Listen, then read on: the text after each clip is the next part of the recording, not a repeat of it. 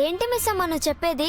అవునంజు, మనం అందరం పిక్నిక్ కి వెళ్తున్నాం. మీరందరూ లగేజ్ సర్దేసుకోండి. సడన్ గా పిక్నిక్ ఏంటి మిస్ అమ్మ?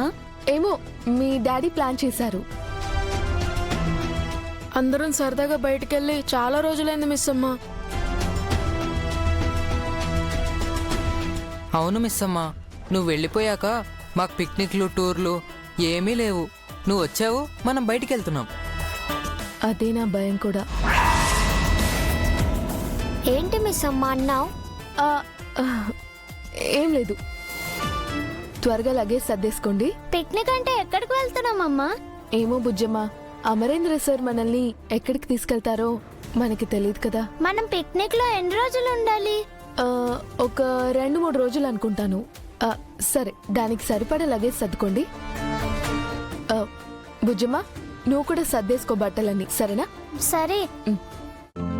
ఈ రోజే డౌన్లోడ్ చేయండి, మీ ఫేవరెట్ షోస్ చూడండి.